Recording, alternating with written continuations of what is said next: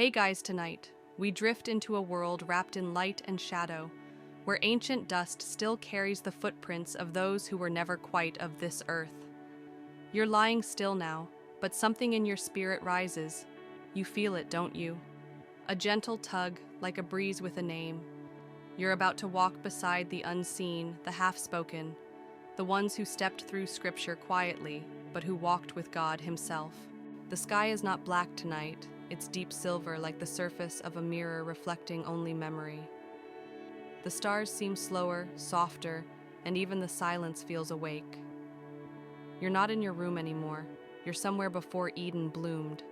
Somewhere older than the serpent's hiss or the taste of forbidden fruit.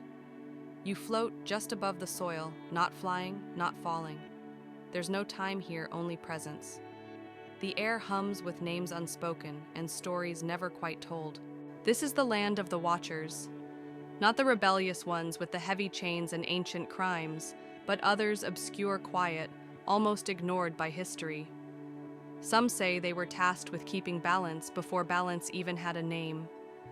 Others argue they were merely metaphors, shadow-inked margins in a scroll too holy to edit. But you see them now, tall, unmoving their robes, barely grazing the ground, eyes like eclipses. You know them by what they don't say. One leans near you not with menace, but with melancholy. His voice, when it comes, is made of memory. We walked before Eden, and we did not walk alone. His hand lifts, pointing eastward, but there is no sun to rise, just a door made not of wood, but of waiting. You pass through it. Inside is silence. Not the silence of absence, but the hush before thunder. You feel watched, but not judged. You feel guided, but not pulled.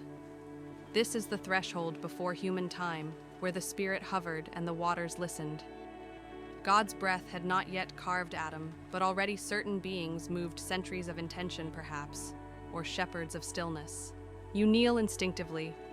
Something tells you that to stand here too long upright would unravel your name from your bones. A soft wind moves across the unseen grass, and it smells like every prayer you've ever meant. One of the Watchers kneels beside you. He doesn't speak again, but his silence tells you someone came before Adam. Some rabbinic scholars hint at this in whispers too controversial for common Torah reading. They say others were formed before the garden, beings not quite angel, not quite man. Some believe they were Adam's prototypes, failed attempts. Others argue they were eternal images of potential glimpsed only once. But tonight you walk among them, and they are far from failure. One of them lifts a finger, drawing a single Hebrew letter into the air, glowing gold for just a second. Aleph. The beginning. You recognize it not with your mind, but your marrow. You don't need a language to know you've been brought to the start of something sacred. Then a shape shifts in the distance. It isn't walking, it's flowing like a ripple made of intent. You squint, but your eyes resist the definition. This one is different. He's not a watcher, he's something older, something lonelier. The others stand still as he passes, their faces solemn. You hear a name echo not in sound, but in thought. Enoch. But we'll follow him next. For now, rest here. The air is thick with presence, and your thoughts are being wrapped in linen soft mystery. Remember, you probably won't survive this journey unless you've got wings or a direct line to the Almighty. So before you get comfortable, take a moment to like the video and subscribe, but only if you genuinely enjoy what I do here. And hey, drop your location and the time you're listening in the comments. I love seeing where this sleepy little family is tuning in from. Now dim the lights, maybe turn on a fan for that soft background hum, and let's ease into tonight's journey together. You lay back again, and the Watchers close their eyes, not to sleep, but to let you pass through. You're no longer a guest. You're part of the hush now.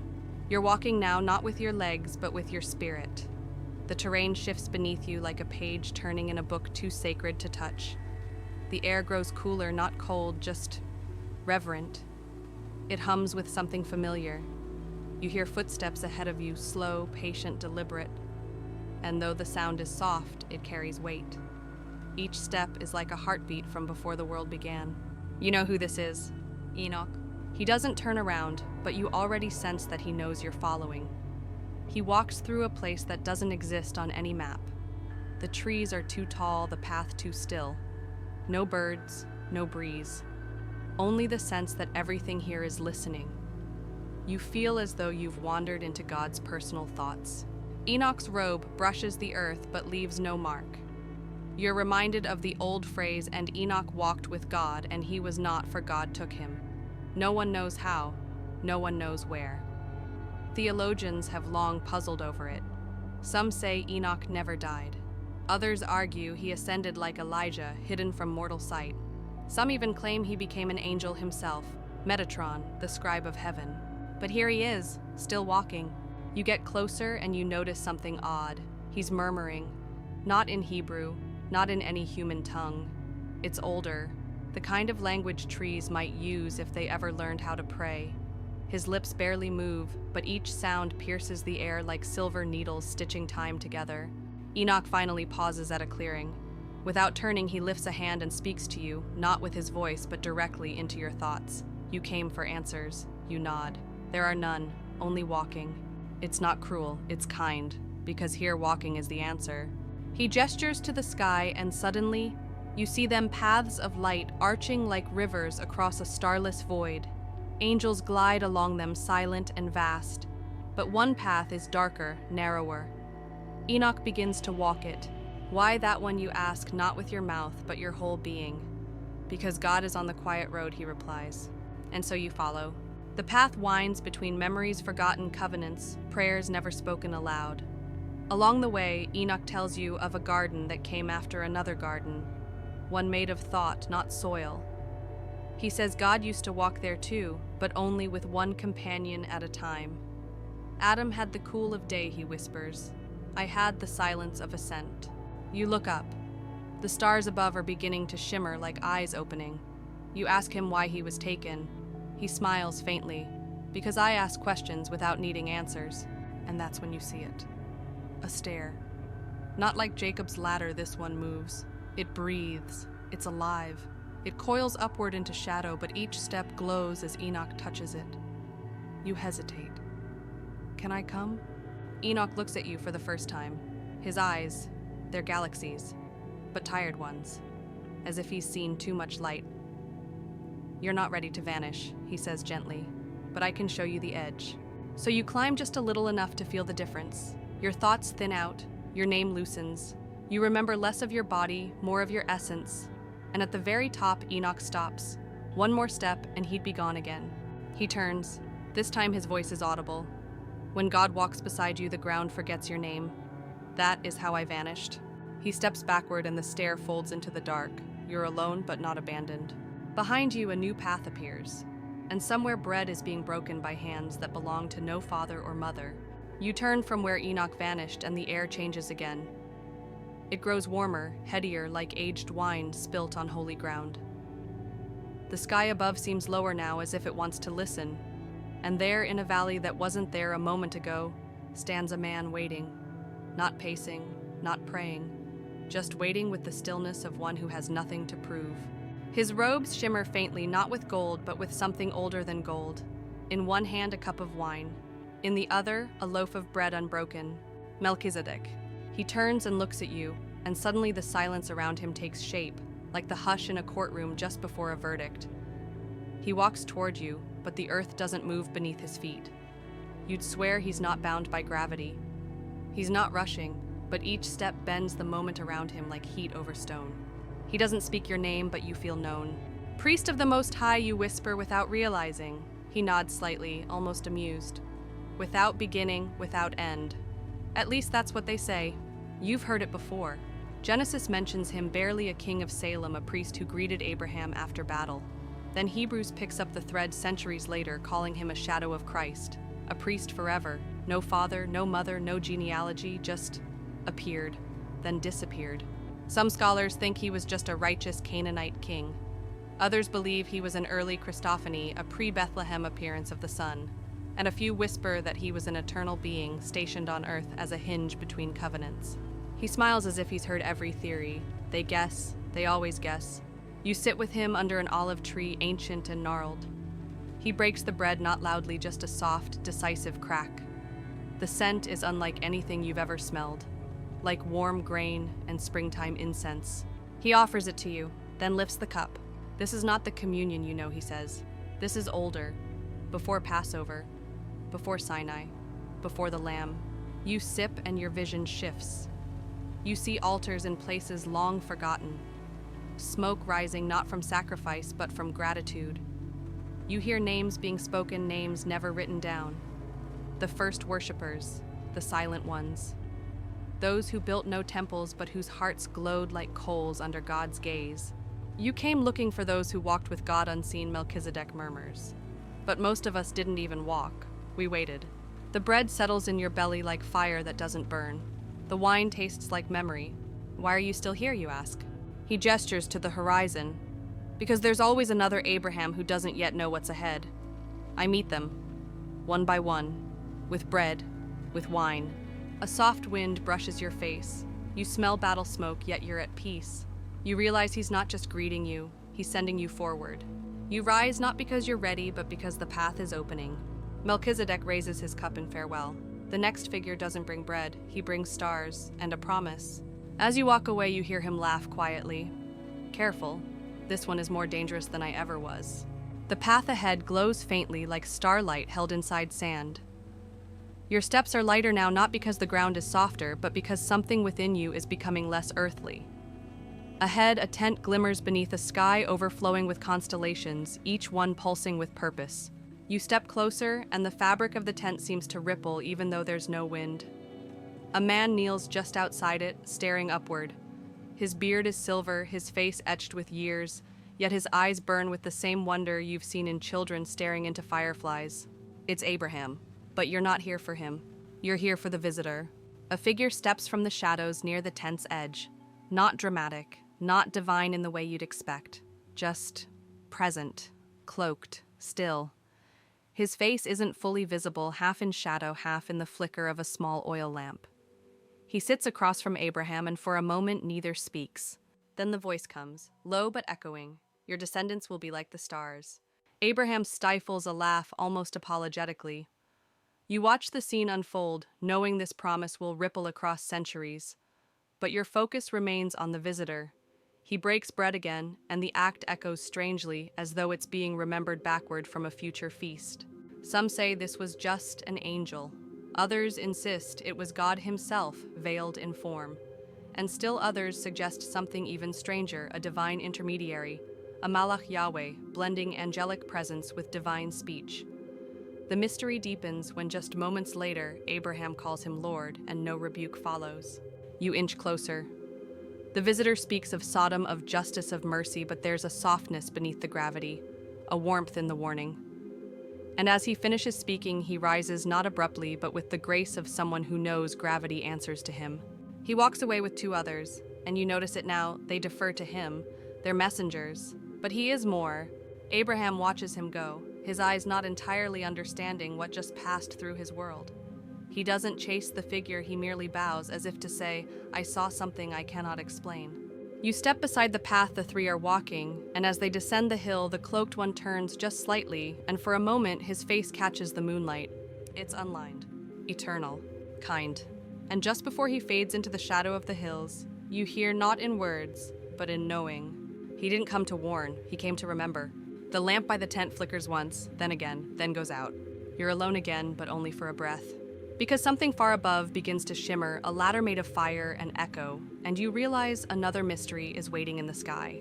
The stars begin to rearrange themselves. Not like constellations shifting no more, like a divine architect tugging invisible strings, pulling each light into position. One by one they align above a lonely desert plain, and as the wind stills and the night leans closer, a ladder descends. You don't see it at first. It's not a structure of wood or stone. It's made of moments, stacked prayers, forgotten songs, and glowing strands of obedience. It touches the earth without disturbing it, and there, lying on a stone pillow, is Jacob. His face is turned upward, slack with sleep, yet his soul is wide awake. His breathing is steady, but you feel a tremor in the air around him. He's not dreaming, he's witnessing. Angels climb upward, angels climb downward. But one does not move. This figure stands midway on the ladder, motionless. Unlike the others, there's no glow, no wings, no movement, just stillness. A sentinel, a judge, a companion. Jacob stirs slightly, his fingers twitch. He murmurs something, words lost to time but heavy with awe. And still the middle figure waits. You try to get closer to study this unmoving one, but the ladder itself repels you, not violently, just firmly. Like a parent's quiet no, so you observe. Most scholars focus on the vision's grand symbolism, heaven touching earth, angelic access, divine promise. They quote the voice that speaks of land and lineage. But this one figure, this silent observer halfway up, is rarely mentioned. Some apocryphal texts refer to the unascending and angelic being, whose role was neither messenger nor guardian, but something else, a witness to moments when heaven touched flesh. Others believe this was a manifestation of the pre-incarnate Christ, watching the scene unfold with knowing restraint. A few even wonder if this was Jacob's own future self caught in divine recursion. The latter pulses faintly with light. Jacob now speaks aloud and you hear it clear. Surely the Lord is in this place and I knew it not. He awakes, clutching his chest as if holding something that's not there anymore, and above the ladder slowly fades, except the middle figure remains. He gazes downward, not at Jacob, but at you. Yes, you. There's no malice in him, no urgency, just a question heavy as stone and light as breath. Would you climb? And before you can answer, the ladder collapses into a beam of moonlight. The figure evaporates like mist in morning sun. Jacob erects a stone.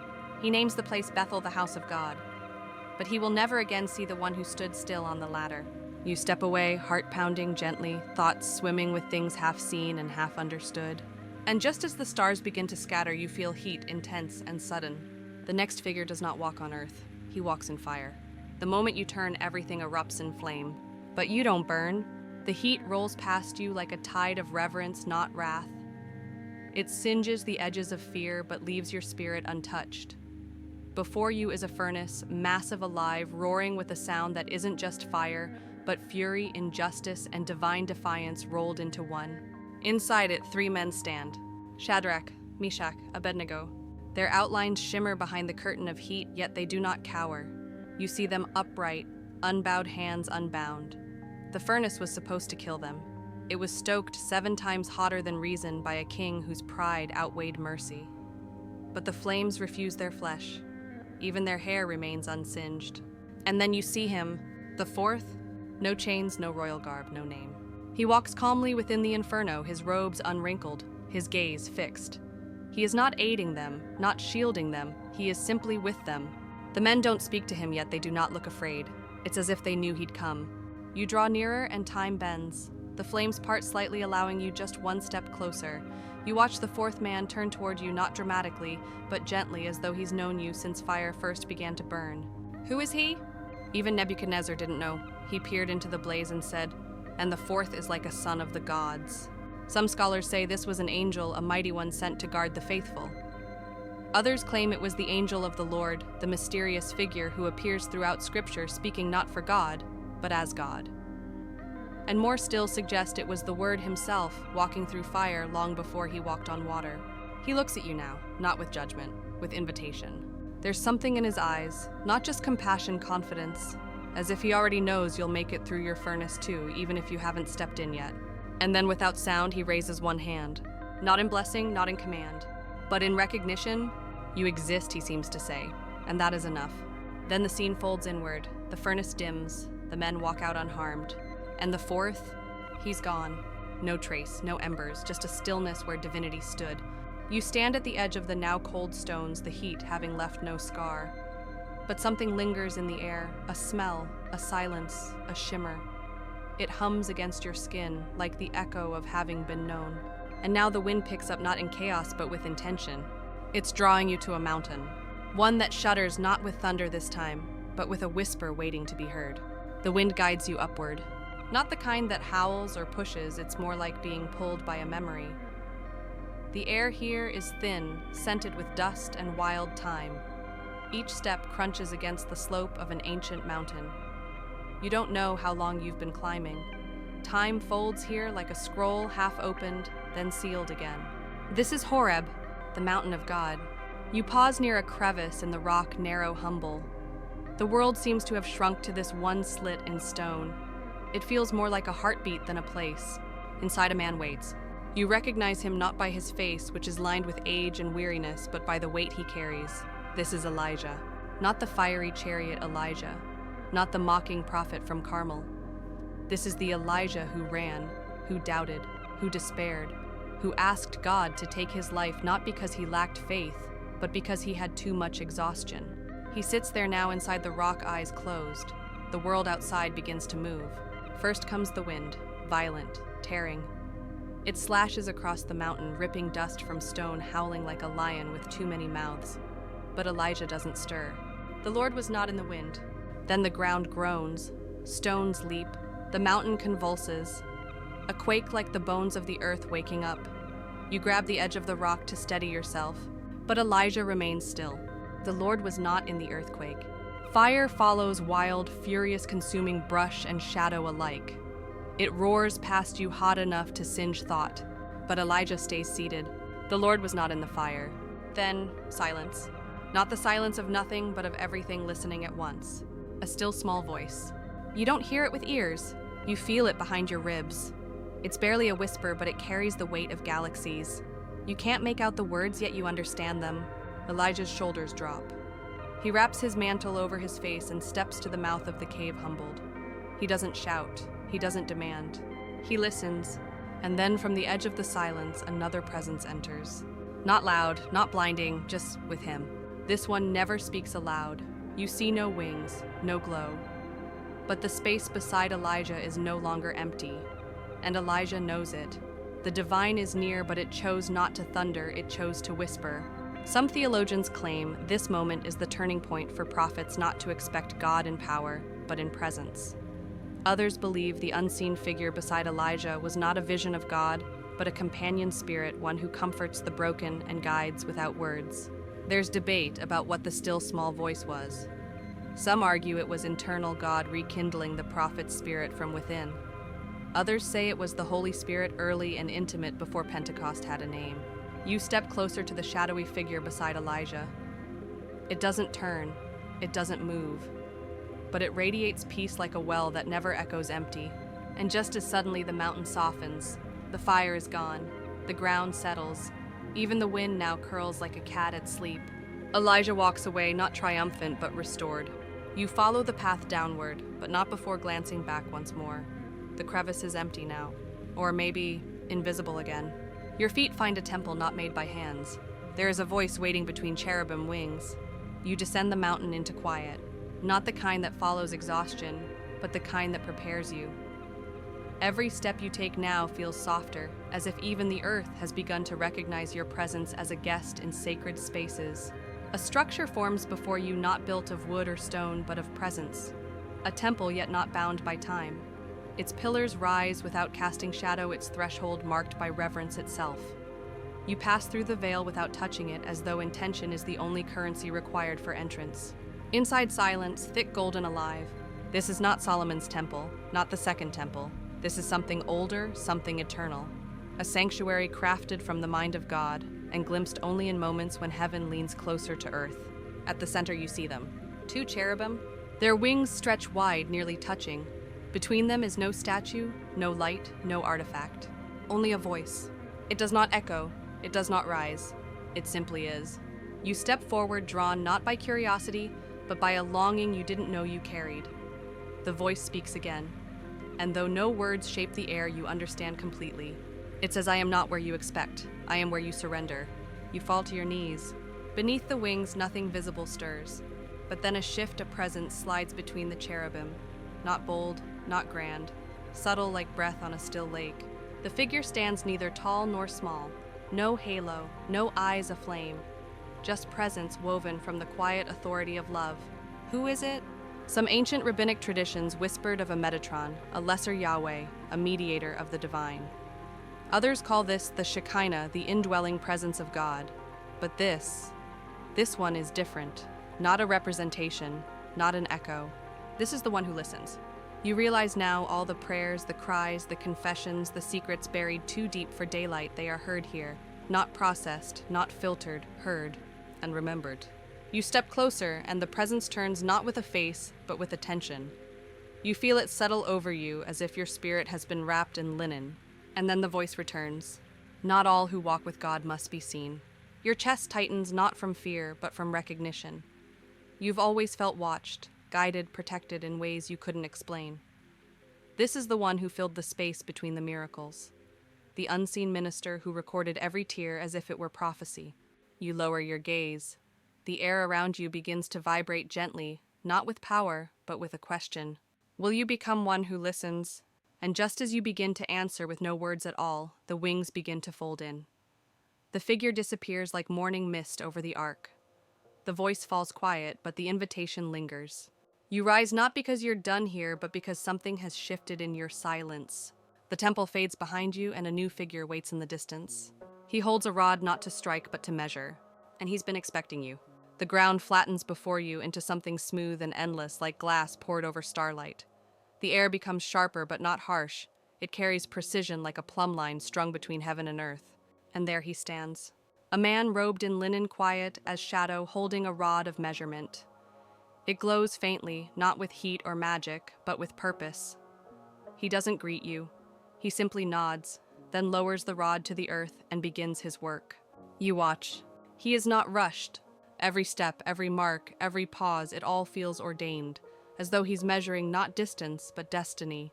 He kneels at one point, touches the ground, and you hear him whisper, not to you, but to the stones, prepare room for the righteous. This is the man with the measuring rod spoken of in Ezekiel. Some say he's an angel. Others think he's a manifestation of divine justice, God's architect tasked with dimensions that define more than just sacred buildings.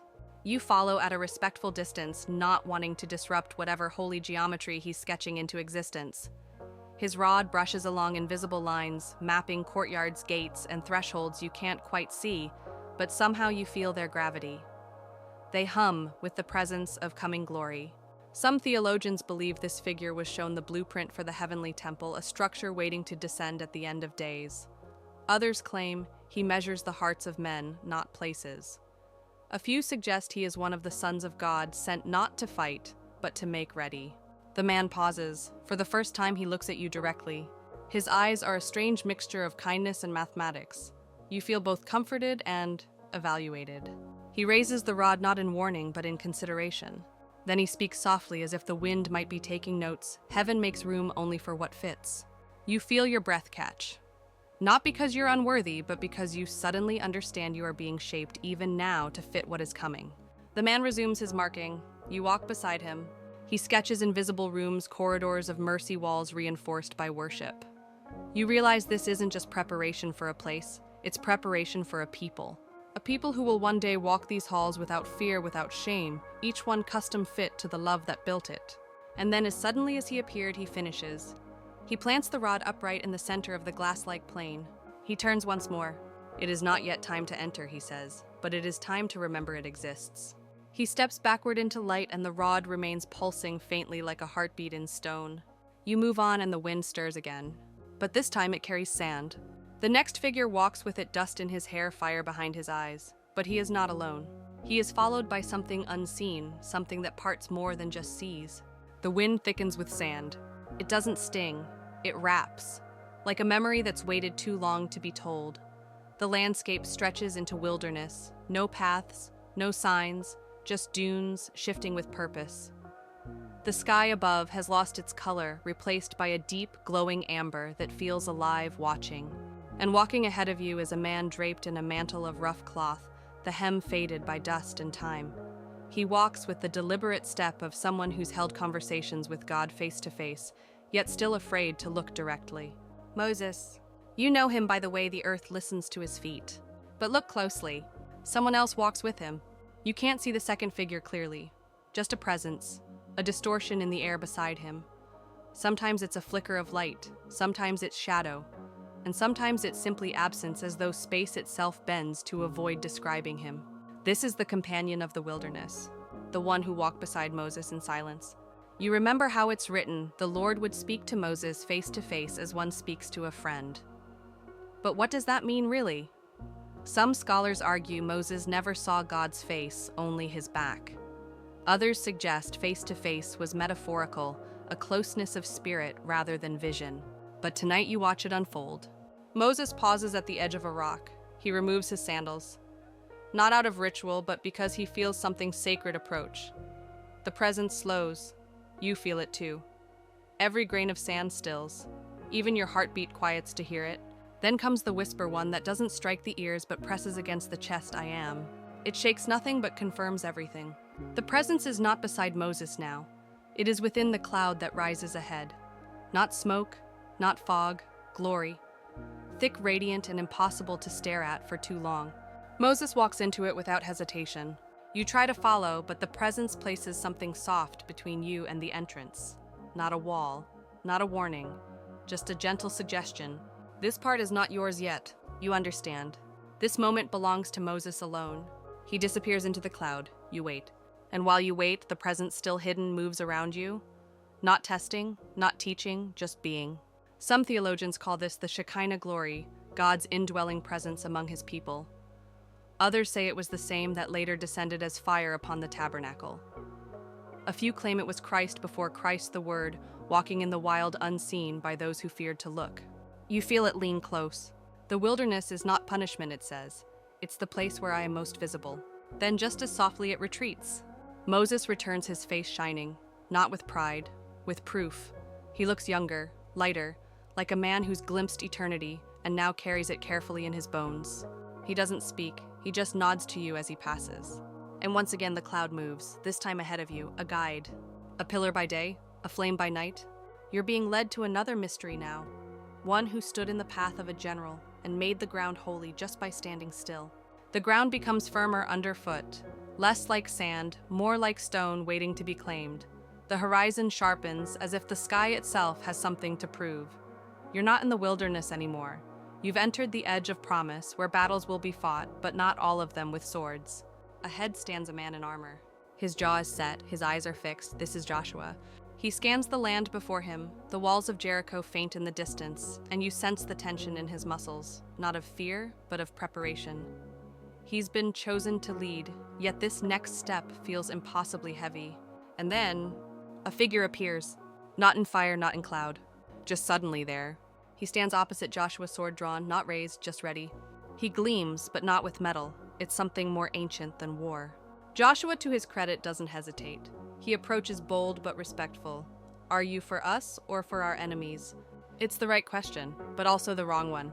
The figure answers with words that crack like thunder and settle like dew. Neither, but as commander of the army of the Lord I have now come. You feel the weight of that reply. He does not fight for sides, he fights for purpose. Joshua falls to his face. Instantly, the air thickens with presence. The figure speaks again. Take off your sandals, for the place where you are standing is holy. It mirrors Moses' moment, same words, same gravity, but here in a different place for a different mission. And this figure, he isn't identified as angel, prophet, or man. He bears divine authority, and Joshua offers no rebuke or correction. Some believe this is another appearance of the pre-incarnate Christ, the angel of the Lord, who speaks as God not just for him. Others argue it is Michael the archangel dressed in battle glory. But the lack of clear identification is the point. He is known not by name, but by the effect of his presence, the ground itself becomes sacred. You look closer. The sword he carries does not shine with violence. It hums with justice. Not the kind written in law, but the kind etched into the foundation of reality itself. Joshua rises slowly. The figure doesn't disappear, not yet. He walks with Joshua a few paces, speaking in tones you can't fully hear. But you sense strategy isn't what's being discussed. He's reminding Joshua that victory will come from obedience, not strength. And now the figure stops. He turns his head not toward Joshua, but toward you. There's no expression, no smile or frown. Just a stare that holds galaxies behind it. You hear no voice, but your heart translates the message. You don't have to see me to follow me. And then in a blink, he is gone. Joshua stands alone again, but no longer uncertain. The battle ahead hasn't changed, but he has. You walk forward now, not toward war, but toward something gentler, something older still. A shepherd's field, where another mysterious man waits. He has no recorded father, no tombstone, no tribe, just sheep and eternity in his eyes. The battlefield fades behind you. You descend now into rolling hills soft and wide, the air growing quieter with each step. Wild grasses sway in rhythm with a wind that smells like sun-warmed stone and distant rain. It's peaceful here, not because it lacks danger, but because something older than fear resides in the soil. You follow the curve of a hill and find him. sitting on a flat rock staff across his knees watching over a scattered flock. He doesn't look extraordinary. His clothes are plain, his beard uncut, his back slightly hunched from years of walking paths no one else recorded. But his eyes, they shimmer with something deep, like he's seen ages pass and never had to say goodbye. He looks up at you and nods in greeting. You sit beside him without asking. This is the shepherd with no birth record. He is not David, not Abel, not Amos. He's not mentioned in any lineage. No genealogy scroll bears his name. And yet you know he was always here, tending sheep not his own, caring for flocks that never noticed his presence. Some early mystics believed that scattered throughout time are hidden ones, servants of God who walk unseen, never recognized by title or temple. Others say this shepherd is a symbol, a personification of God's constant care, embodied in a nameless, faithful man who kept watch when no one else did. But tonight he is neither symbol nor theory. He is real. He offers you bread not miraculously multiplied, just warm and whole. You eat, and it tastes like simplicity. No revelation, no booming voice, just peace. You glance at the sheep. They graze unconcerned. But now that you're watching, you notice how they respond to him. At the slightest twitch of his fingers, they adjust. At the gentlest hum from his throat, they gather. He doesn't drive them, he draws them. You ask finally, "Who are you?" He doesn't look at you when he replies. "I was assigned before names mattered." There's no pride in it, just truth. You think of Melchizedek, another figure without lineage. Could they be the same, or part of the same order? Some believe Melchizedek's priesthood is eternal. Perhaps this shepherd is one of his kind, a caretaker of the forgotten spaces, a guardian of God's quieter works. The shepherd stands. His staff glows faintly now, not with power, but with memory. You realize it's been used not just to guide, but to record. Each mark, each nick, each groove, stories of sheep led to safety of wolves, warded off without witness. He walks into the field, but before he disappears into the grass, he turns to you. God notices those who do not ask to be noticed. Then he vanishes over the hill, swallowed by sunlight. You rise slowly. The path ahead curves again, but this time it leads not into pasture, but into vision. You hear a rustling above water, and the sound of bronze feet stepping softly along a river's edge. The grass fades into mist. Each breath you take now carries a strange echo, like your lungs are inhaling the breath of something unseen but aware. The air sharpens not with cold, but with clarity. You follow the mist downward until it thins, revealing a wide, glistening river. Its current is slow, deliberate, as if carrying secrets not yet ready for land. On the far bank, a man stands. Not tall in stature, but impossible to miss. His linen robe flows without wind. His feet bronze, burnished, and glowing rest just above the water's surface, not quite touching. Behind him, the river reflects the sky, though no clouds pass. Time here feels folded, like this place has existed since before memory began. This is the man Daniel saw. You recognize him from the prophet's vision, a man clothed in linen with a belt of fine gold, whose body was like beryl face, like lightning eyes, like flaming torches. And yet now he is, still. He doesn't speak, he doesn't need to. Your soul recognizes what your mind cannot name. This is more than an angel. Some say this was Gabriel come to Daniel with messages wrapped in holy urgency. Others argue it was Michael, the archangel warrior of the unseen. But many believe this was the pre-incarnate Christ, the Word, walking in radiant calm before flesh ever clothed him.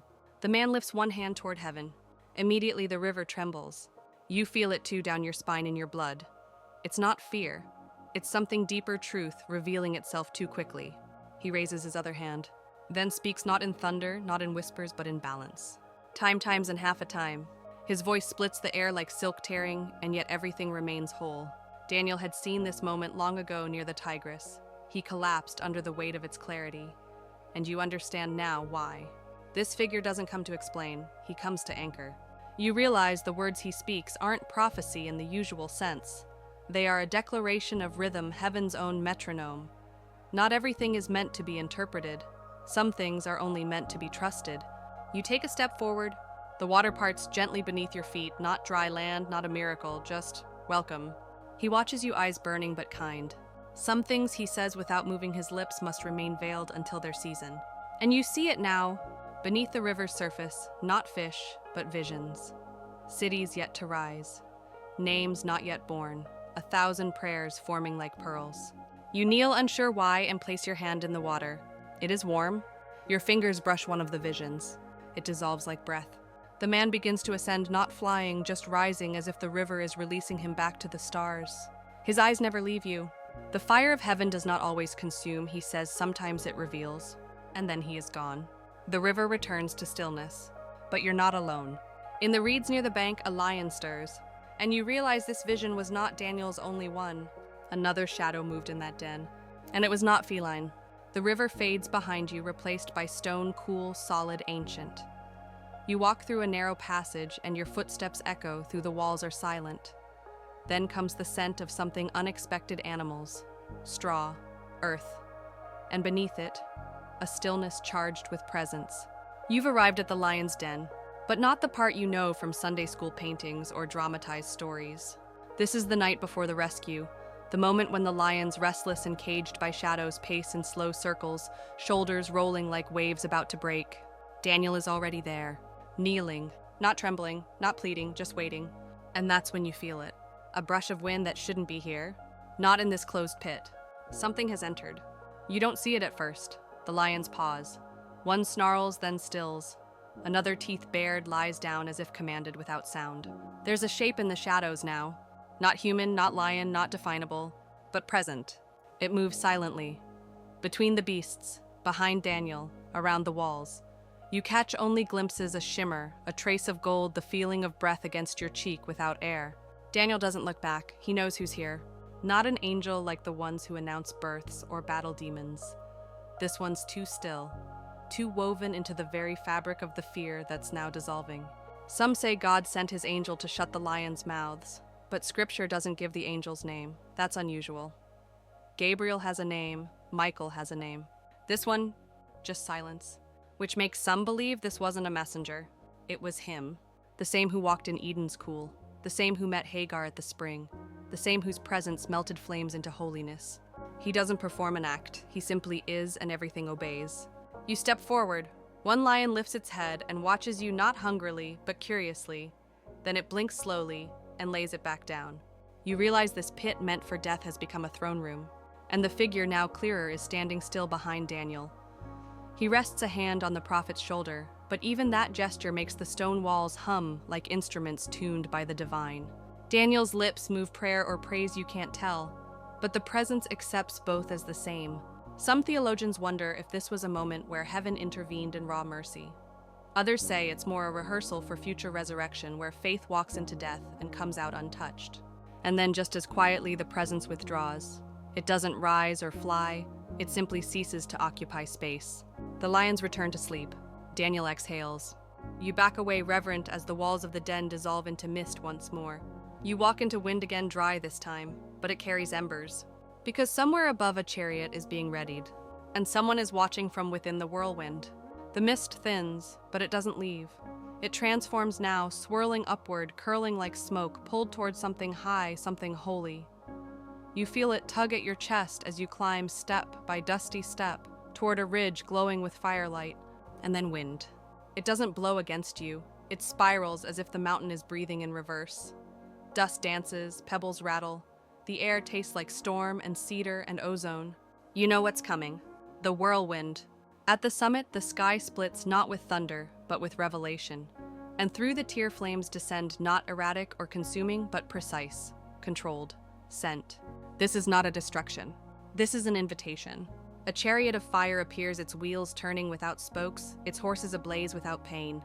The clouds around it churn like a sea being stirred from beneath. And beside it stands Elijah, cloak whipping, beard catching embers, eyes unreadable. But you're not here for him. Not entirely. You're here for the one who watches Elijah leave, and for the other presence still and vast inside the storm. As Elijah ascends flaming steeds, pulling him into realms where time has no meaning, another figure stands quietly just beyond the veil of fire. Unnamed, unmarked. He does not step forward. He has always been inside the whirlwind. He watches the prophet rise. And in that moment you realize someone else is witnessing the witness. Elisha cries out. The cloak falls, the wind dies, but not entirely. Because he is still here. The figure in the storm doesn't leave. He waits. Because the fire was not the miracle. The departure was not the destination. The presence was always the point.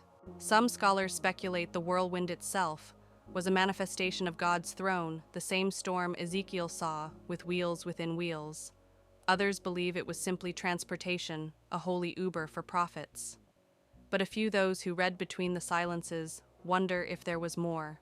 If Elijah's ascent was not just about him rising, but about another watching from above, perhaps not even the first to ascend. You stare into the center of the cloud. It pulses, not violently, but with knowledge. Some are taken, the presence seems to say, not because they are finished, but because they are ready. Then the chariot is gone. Only the still figure remains veiled in the last curls of wind. He doesn't move, but you sense a nod, an acknowledgement. And then the mountain descends itself, rolling flat beneath your feet. Because now you stand not in storm, but on sapphire. You feel the shift instantly. The wind disappears, the fire dims, and suddenly there is clarity. Not silence, not light. Just stillness in its purest form. Beneath your feet, glass, but not the kind men shape with flame. This is sapphire, deep, endless, impossibly smooth. It stretches in every direction, reflecting not your image, but your intentions. You're standing on something meant to be stood on, though few ever have. The air around you glows with a pale, holy blue. It doesn't illuminate, it reveals. And straight ahead, there is a figure. You squint at first, unsure whether he's walking toward you or simply existing in multiple distances at once. He's not seated, not veiled. He stands beside a throne, but not upon it. Not like God, not in dominance, in deference. You recognize the scene vaguely, as if from a dream that once whispered itself through the book of Exodus. When 70 elders, Aaron and his sons, saw the God of Israel, and under his feet was something like a pavement made of sapphire, clear as the sky itself. But Scripture doesn't name everyone who was there. And tonight you see one of the unnamed. He's not angel, not prophet, not priest, and yet he bears the bearing of all three. He turns to you. His eyes are not glowing, they're quiet, like wells that have seen both judgment and mercy and know when to pour which. You try to speak, but the sapphire beneath you pulses and the question in your throat fades. You don't need to ask. You only need to stand. He walks with you, not hurried, not slow, just aligned. He gestures to the throne, not to show you power, but to point to proximity. You are closer than you think, he says, but further than you're ready for. Then he places something at your feet, a pair of sandals. Not yours, not his. Just a reminder, the one who sat here once removed these. And you understand. You're in the echo of Moses' encounter, the echo of Isaiah's vision, the echo of John's revelation. This is the border of direct glory, and only those who've been made ready can cross. Some believe this sapphire pavement is heaven's foundation. Others believe it's symbolic, a representation of transparency, of divine stability. But tonight you know the truth is simpler and deeper. This is the floor of God's dwelling, and this man beside you, he is a witness, one who walks it daily. Not because he deserves it, but because he was chosen to remember it. He doesn't tell you his name. He just smiles, soft, weary, holy, and vanishes into the shimmering glass. And suddenly the surface dims, because now you return to the mountain again. Not to the summit, but to the shadows, where more figures wait. Figures who came down with the law, but were never named. The sapphire floor dissolves beneath you like mist, forgetting its shape. You find yourself once again on a mountain path, but this time descending. Not away from glory, but toward a question. The air is dry. The sun is setting low, its rays slipping through cracks in the peaks, like fingers trying to hold something sacred. Ahead, stone tablets, carried not by angels, but by a man you know well, Moses. His face still shines faintly, as though glory itself has tried to stay with him against the pull of gravity. He walks carefully, deliberately, as if the commandments in his hands are not just weighty with law, but with presence. And behind him, they descend with him. Figures cloaked in silence. They walk in shadow, not as servants, not as guards, just there. Not one of them speaks. Their robes blend into the crags. Their faces are hidden, but not by cloth, by choice, by design. You've never read about them in the scriptures, but something in you knows they were there. Not just Moses, not just Joshua waiting at the foot. These watchers came down too. Some say Moses was alone on the mountain with God. Others argue there were elders nearby, stationed partway, told not to approach. But a few ancient writings, rarely quoted, barely whispered, hint at something else. That not all of God's encounters with man were witnessed only by man. Some of heaven's figures were there too, sent not to act, not to speak, but to bear witness. You walk alongside them now. They do not turn their heads. But you sense their awareness. They know you're here. They're allowing it. You try to match their stride. It's difficult not because they move quickly, but because each step carries the weight of remembering. These are the ones who saw the law given, who watched the fire and the cloud, who heard the name spoken without syllables. And yet they are nameless themselves. One of them pauses. Just for a moment, and you feel it, a transfer of thought without language. We were present, but we were not meant to be remembered. It's not sorrowful, it's sacred. Because not every holy act is meant for history books. Some are etched only into eternity. They continue walking, you linger a step behind. The base of the mountain comes into view where the golden calf waits, where the noise of humanity rises like smoke. But these watchers, they vanish before reaching it. Not out of shame, but because their part is done. And now you must follow a different figure. One with an inkhorn at his side, and the responsibility of marking the ones who will be spared. The mountain fades behind you like a dream, already retelling itself in silence. Now you find yourself in a city, but not as it is now. This one breathes the dust of judgment and mercy held in impossible tension. You walk unnoticed through its streets, ancient cobblestones cracked by time and footsteps, the air heavy with incense and unspoken fear. And then from a narrow alley he appears, a man clothed in linen. His stride is calm, measured. His eyes scan, not in suspicion, but in certainty. At his waist swings a small leather inkhorn, no sword, no scroll, just this tool for writing. But it carries more weight than any blade.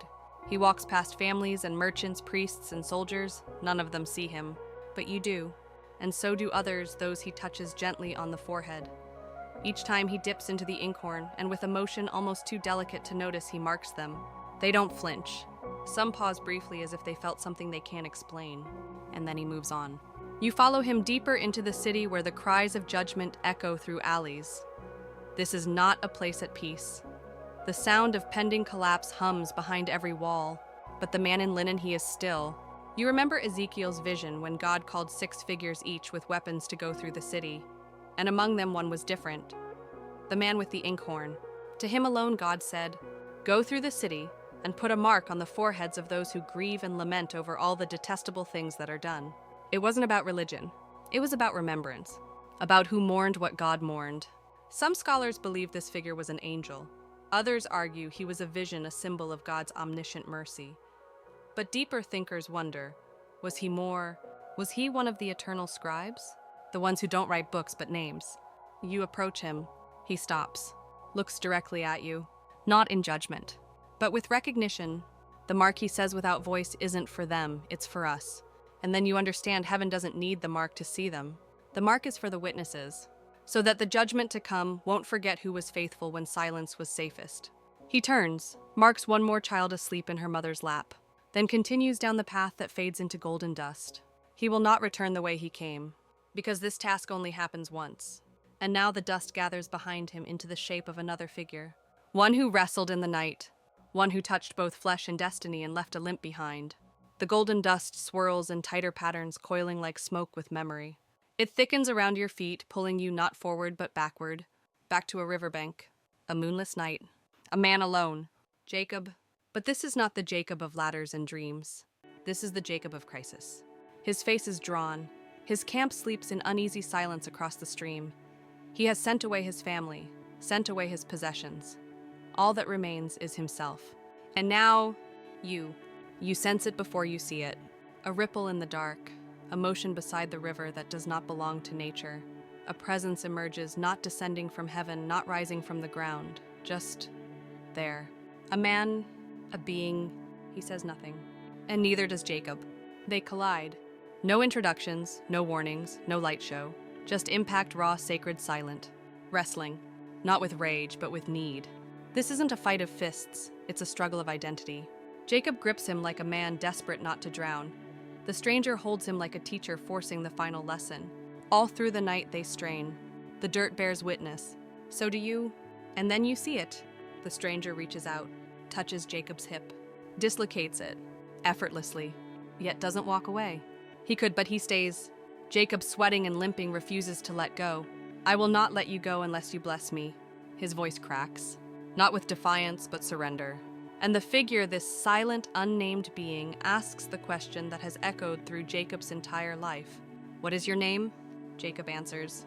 Not because the figure doesn't know, but because Jacob needs to hear it one last time before it changes.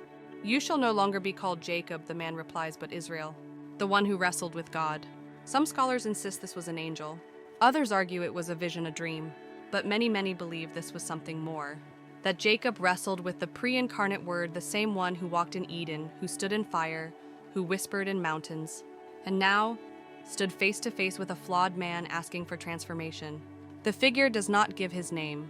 When Jacob asks, he merely blesses. Then he leaves, but not like he came. Now there is a wound behind him, a limping man, a new name, and the mark of one who's touched the eternal and survived. You watch Jacob fall to his knees, the stars reflecting in the river. He weeps, not from pain, from relief, from release. And somewhere in the distance, the sky warms. Because the next figure you will meet is not in shadow. He walks behind light itself. A pillar by day, a fire by night, but never seen directly. Until now, dawn bleeds into the sky like oil into water, slow, golden, irreversible. You leave the riverbank behind its stones, still echoing the struggle that birthed a name. And now as you walk forward, something strange happens. The light moves with you, not from the sun, from a presence. It begins faint like warmth brushing against your back. But with each step it strengthens, not blinding, not loud, just undeniable. You don't see it directly. No one ever really did, because the one who now walks ahead of you was seen only by effect, not form. You crest a sandy ridge and see the wilderness stretch out before you like a sea of dust. The camp of Israel slumbers in tents below thousands upon thousands, still beneath canvas and doubt. But rising above them is a pillar of cloud. It coils and hangs above the people, not like smoke, not like mist. It's too structured for chaos, too fluid for architecture. It chooses its form. And at night it becomes flame. This is no weather phenomenon. This is God's presence. And you realize now you've seen him walk beside Moses, felt him stir Elijah's cave, watched him shut the mouths of lions. But here, he became a guide, a moving, visible form that the people could follow, and yet never truly see. You step closer to the base of the pillar. It doesn't tower with intimidation. It doesn't radiate threat. It simply hovers, patient, focused. Somewhere within the swirling vapor, you sense another figure, a hidden one. He does not emerge, but you feel him move. Inside the cloud, a watcher, a guide, the same companion who walked with them for 40 years and never once asked to be thanked. Some believe this was the Spirit of God himself, veiled in motion. Others argue it was a high-ranking angel given form as a symbol. But a few quiet scholars of the hidden suspect something more beautiful, that the cloud contained two things: the visible obedience of heaven and the invisible face of the one who would someday walk among men unclouded. You lift your hand toward it, and the air thickens. Your fingers tingle. You feel watched but never judged, led but never dragged. And then a whisper: "When they moved, I moved. When they stayed, I stayed."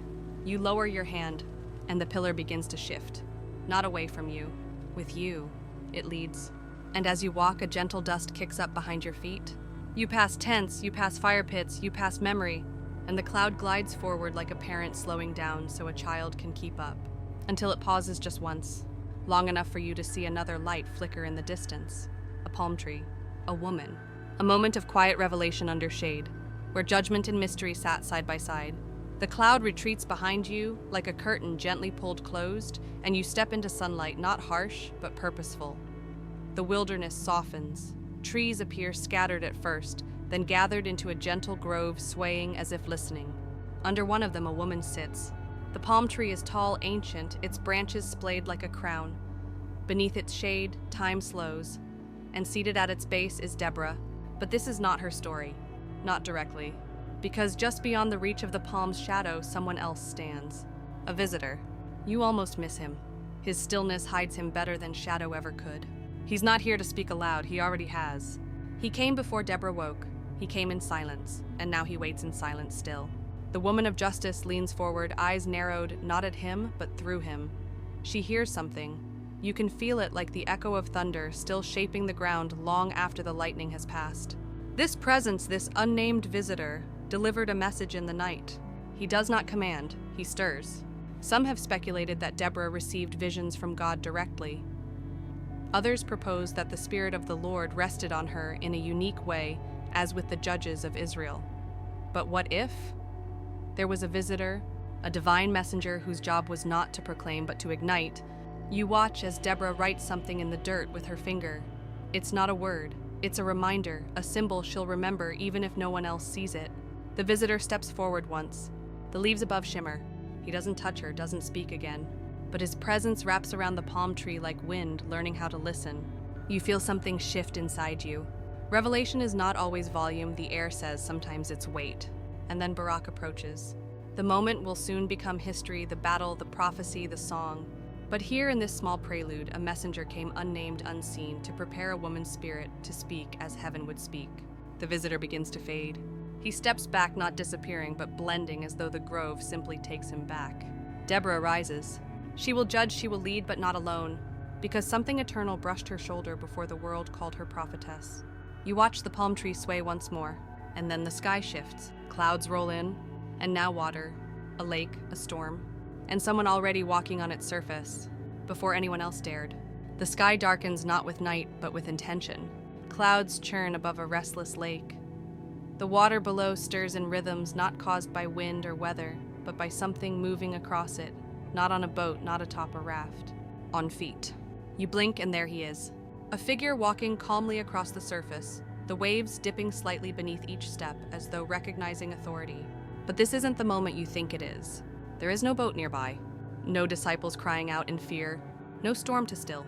This is something that happened before the records, long before Peter took his first step onto the sea. A prelude, a quiet echo in reverse. You watch from the shoreline.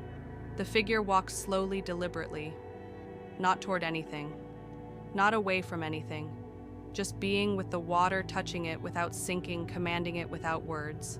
You can't see his face, only the cloak shifting with each step. The water embraces him not as a threat, but as a servant. He walked here first, before others watched, before stories were written, before faith was given shape. Some scholars argue that the miracle of walking on water was symbolic, a sign of divinity over chaos. Others believe it was a proof, a revelation of Jesus' identity. But what if he had walked here long before that night? Not to be seen, but to remember. You move closer to the edge. The air around the lake is hushed thick with expectancy. Even the birds don't call. The reeds don't rustle. You step onto the shallows and the waves touch your ankles with reverence, like they remember something too holy to speak aloud. The figure pauses. He turns slightly, not with surprise but acknowledgement. You still cannot see his eyes, but you feel the message wrap around your ribs. Faith is not the first step. It's the memory of the last time you trusted. He lifts one hand, and then he's gone. Not vanished, just no longer necessary to see. The surface of the lake stills. A soft breeze picks up, and in its whisper you hear the word come. Not shouted, not commanded, just offered. You understand now why Peter stepped out. He wasn't the first to walk on water. He was just the first who needed permission. You look across the still lake once more, and then turn toward a river. A dove waits above it. A cloud prepares to speak. And someone else is watching unseen at the moment, heaven split wide open. The still lake fades into running water. Now you stand at the edge of a river, not vast, not roaring, but ancient in a way the soil remembers. The Jordan flows steadily before you, soft ripples reflecting an overcast sky. And there, waist deep in its current, stands a man. He wears camel's hair. His voice when he speaks is thunder wrapped in repentance. John the Baptist. But your eyes are not on him. They're watching the shoreline, because someone else has arrived. And someone else watches from just beyond human sight. Jesus steps down into the water, not like a king, not like a prophet, just present, quiet, surrendered. John pauses, his eyes wide with recognition and resistance. I need to be baptized by you. But Jesus only nods with that steady silence that redefines obedience. And so it begins. John lowers him into the water, time slows, and something else descends. From the sky, a dove, gentle glowing, not just landing, but settling. The moment becomes cosmic. The waters ripple outward in concentric circles that echo across eternity. The heavens part. And the voice speaks not as a thunderclap, but as a truth too loud to be shouted. This is my beloved Son in whom I am well pleased. But here's the part no one notices. There's a figure watching in the gap between the clouds and the river. You see him.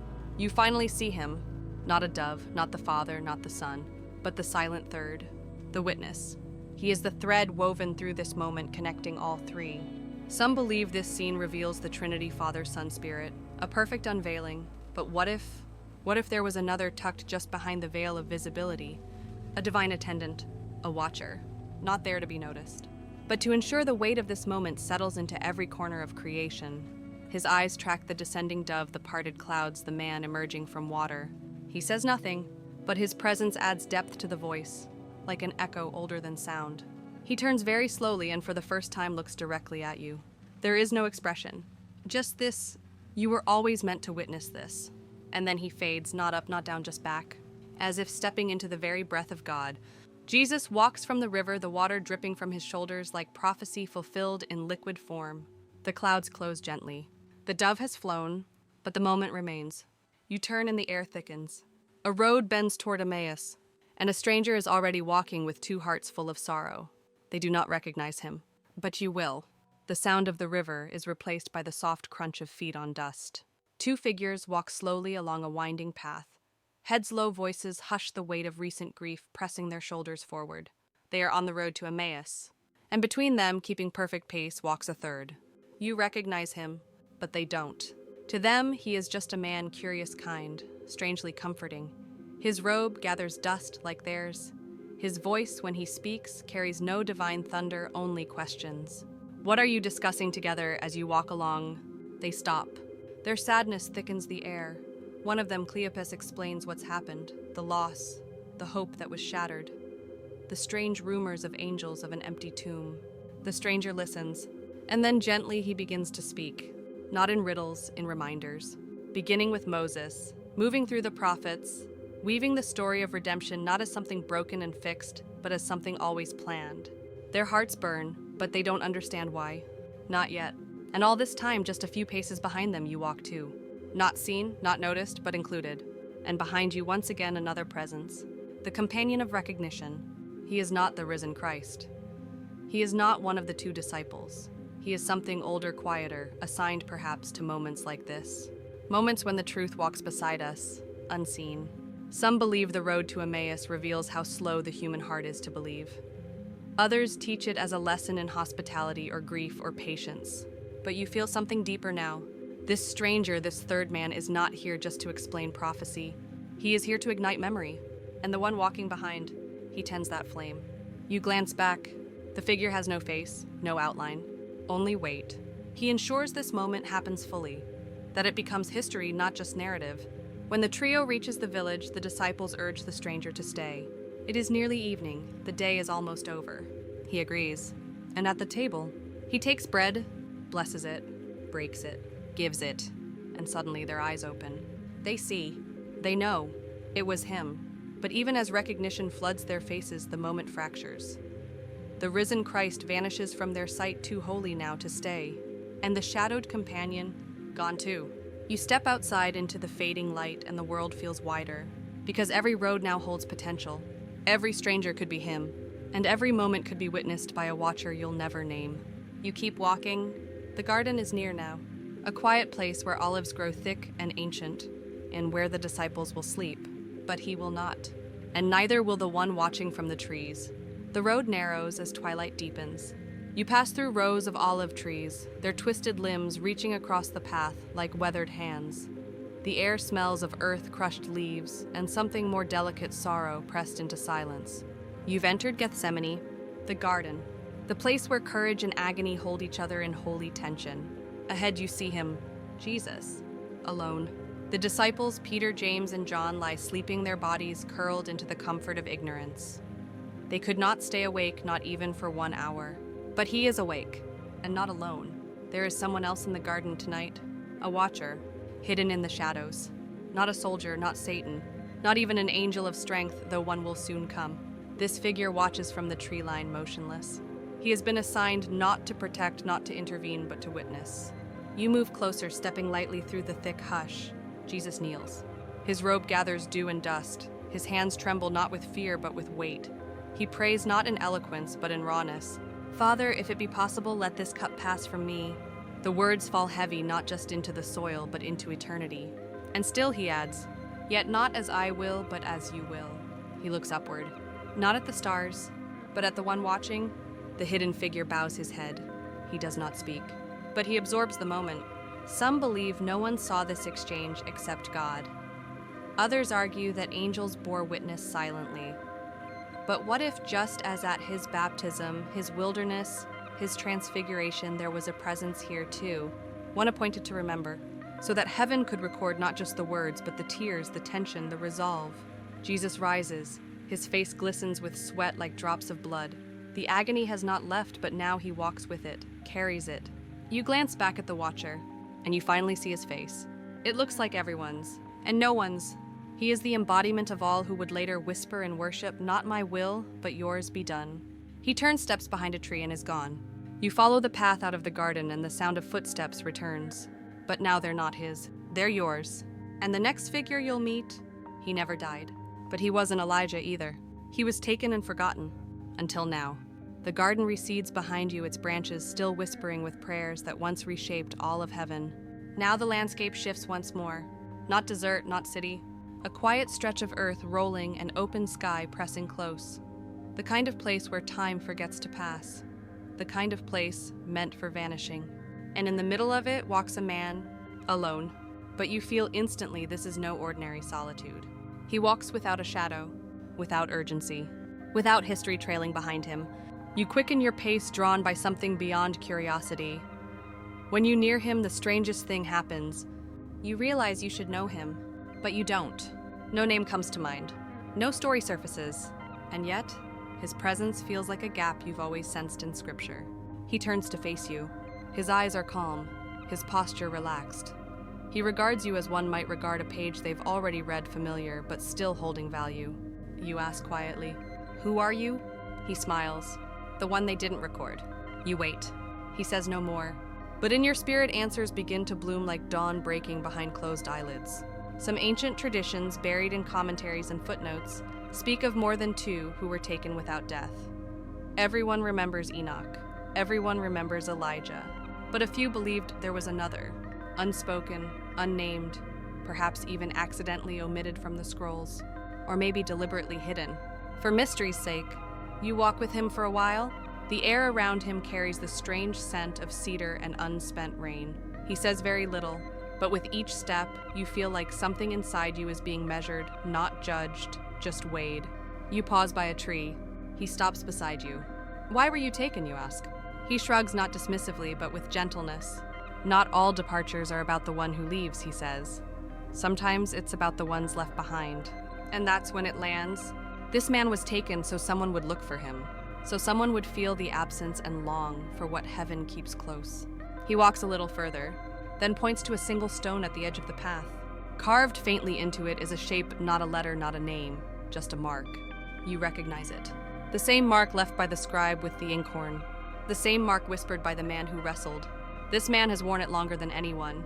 He is a living silence. He looks at you once more and says softly, "One day someone will notice the spaces between the verses. That's where I've always been." Then, like a breath exhaled from the earth itself, he disappears. No chariot, no whirlwind, just gone. And ahead a door appears, tall, ornate, breathing with light. You're about to enter Revelation, and a figure waits there too. He never spoke, but he walked through the temple, unnoticed, yet eternal. The path tightens, the air thickens. You're no longer in a wilderness or grove. This place feels entirely other, not foreign, just holy in a way that humbles your breathing. The door ahead shimmers, tall, arched, woven with light and shadow like living gold. As you approach it, opens without sound, as if it had always been waiting for this moment to swing wide. You step into a temple, but not one built by hands. No incense, no priestly garments, no division between court and veil. This temple is from a vision, the one John saw when the heavens split, and a scroll waited to be unsealed. And through its expanse across the courts, you see a man walking. He doesn't wear linen, no wings, no trumpet. He moves like he belongs here, yet no one seems to notice him. Not the elders, not the angels, not even the one on the throne. But he's there, moving among the lampstands, silent, steady, a witness. You walk faster to follow him. He touches nothing, speaks nothing, but wherever he steps, the golden floor pulses faintly like it recognizes him. You remember the words from Revelation. "Then I was given a reed like a measuring rod, and was told, 'Go and measure the temple of God and the altar and count the worshippers there.'" This man is not the one who gave the reed. nor the one who measures. He is the one who walks the measured spaces, silently ensuring the work is remembered. Some scholars wonder if the temple in Revelation is symbolic, a metaphor for God's people, his dwelling place. Others argue it's literal, a place that will descend. But here in this moment, it is simply true. And this man, he walks it not as its master, but as its keeper. He sees where prayers hang like incense. He notices where silence pools in corners, and in his hands, hidden behind his back, he holds something glowing. Not a scroll, not a sword, but a stone, clear as crystal, small enough to fit in a palm, heavy enough to tilt eternity. He finally turns to face you. His face is nondescript, neither young nor old, neither joy nor sorrow, just awareness. You want to ask his name, but he shakes his head gently. Instead, he offers the stone. You take it, and inside it, for just a flicker, you see yourself not as you are, but as you are known, whole, seen, unlost. He steps backward, 1 foot, then 2, fades into the wall like water into water. And the temple shifts. The courts melt away. You now stand before a throne, and behind the throne a scroll is closing. But beneath it, beneath even the floor of heaven, someone is writing, recording, marking prayers never spoken aloud. The temple fades like mist caught in morning light, and you find yourself beneath it. Not in darkness, but in deep light, the kind that doesn't shine but reveals. This place has no walls, no roof. It is carved from presence itself, and in the center beneath, where the throne once stood, is a scribe. Not hunched, not hurried, simply seated. Before him, an endless scroll unrolls slowly, as if eternity is still being written in real time. You approach carefully. He does not look up, but he knows you're there. He writes not with ink, but with breath. Every stroke emits a soft hum like lullabies sung in languages that haven't been invented yet. At first, you try to read what's on the scroll. You expect names, events, decrees. But what you see are different prayers, whispers, regrets. Moments when someone almost gave up, but didn't. Tears shed in solitude. Forgiveness offered when no one asked for it. Each line is alive. Each mark pulses faintly with memory. This is the scribe beneath the throne. He does not speak for God. He records what moves God. Some say these are the bowls of revelation prayers rising like incense before the throne. Others think these are the books opened at the end of days. But here, it's simpler than that, and more profound. This scribe is heaven's memory, a being not tasked with judgment, only acknowledgement. You step closer. He pauses. His hand lifts. For the first time, he turns to you. His face is neither old nor young, his eyes heavy with kindness that feels almost undeserved. In his other hand, he holds a second scroll, rolled sealed, glowing faintly. He offers it to you. You hesitate. What is it, you ask? His voice is like rainfall on dry earth. Everything you thought God forgot. You take the scroll. It's weightless. Yet you stagger, because in that moment you realize every unseen act, every silent ache, every quiet obedience was seen, remembered, written, and held. He nods once, returns to his task. The scroll in your hands melts into your chest, not consumed, but absorbed. A part of you now. You look upward. The roof of this place is starlight, and within the stars a cloud begins to form. But this cloud is not made of water. It is alive. It knows his name. And someone inside it is waiting. The stars ripple above you, not twinkling but trembling, as though they remember something from long ago. And through them a cloud begins to take shape. It does not roll in like weather. It descends carefully, deliberately, like a veil being lowered over a secret worth protecting. But this is no ordinary cloud. It knows. It moves not with wind, but with will. You've seen this cloud before in Exodus, in the Mount of Transfiguration at the Ascension. Each time it appeared, wrapped him, and then vanished. But you never knew. It was alive, and inside it someone waits. You move toward it. The air grows warm, then cool, then still, as if every climate must first bow before this moment. As you approach, the edges of the cloud peel open, not exposing but inviting. And within, a figure. Not glowing, not robed in splendor, just still and familiar. Not because you've seen him, but because everything in you has longed for him. His shape is cloaked not by fabric but by reverence. Even the light refuses to define him too sharply. This is the presence that moved through the wilderness. The one who led, the one who hid glory for the sake of mercy. Some believe the cloud was just a covering divine smoke to mask unbearable majesty. Others suggest it was a vehicle transporting Christ into heaven. But tonight you know different. The cloud is a witness, a companion. And this figure within he is not traveling. He is guarding. You step closer. You cannot enter the cloud, not fully, but you come to its edge. The figure turns slightly and speaks not with voice but with atmosphere. The cloud itself vibrates as he says, "Every eye shall see me, but not yet." You feel the ache of that promise, the anticipation written into galaxies, and then he adds, "Until then, you carry the remembrance." You understand. You've seen them all, the hidden ones, the silent ones, the ones who walked with God unseen. And now this final watcher, this keeper of glory veiled in cloud, draws the curtain gently closed. The stars return to their rightful places. The air settles, and you are left not with absence, but with hope. The hope that you are being watched even now, and not with scrutiny, but with intimate divine affection. The final figure disappears into mist, but the sky now glows with the promise of one last threshold, because just ahead heaven's gate stands open, and someone waits there, nameless, timeless, to meet you and only you. The sky has quieted. You've passed through visions and vanished voices, stepped beside prophets, and lingered in the silence where God hides most gently.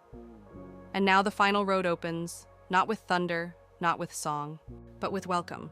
Before you stands a gate, not wrought iron or pearled, not guarded by sword or seal. It is made of light woven from presence itself, humming softly with the laughter of things made right again. Heaven's gate. But this is no grand finale, no sudden burst of glory, because the most sacred truths arrive like whispers.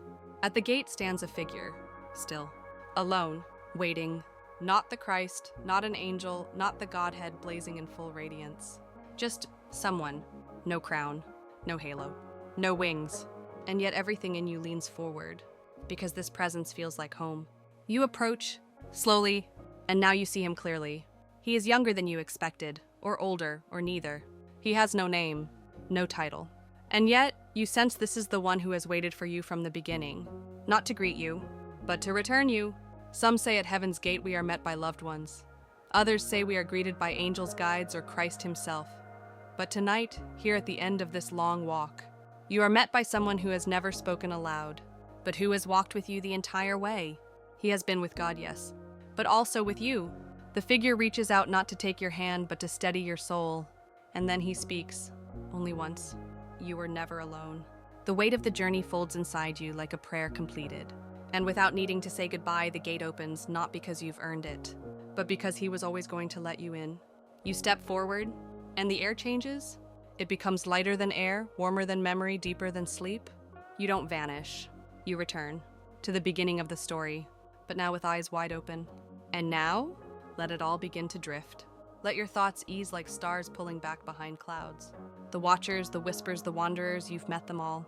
You've walked among mysteries most never see, stood where silence speaks louder than thunder, and felt the warmth of a presence that never left. Let that presence settle over you now, like the wings of the cherubim folding back into stillness. Let the weight of all those hidden footsteps, Enoch's Melchizedek's, the shadowed figure in the fire, the voice between the wings, slowly dissolve into quiet peace. You don't need to hold the memories tightly. They are held for you, written in the scroll beneath the throne, carried in the cloud above the gate, watched by the unseen ones who have always been watching, not with judgment, but with love. You may not remember every name, but every step was yours, and every presence, seen or not, was real. So now let the room go dim. Let your breathing slow, and let the last flickers of light in your heart settle into a quiet hum, like a harp string touched by wind. You are safe. You are seen. You are home. End of script. Sweet dreams.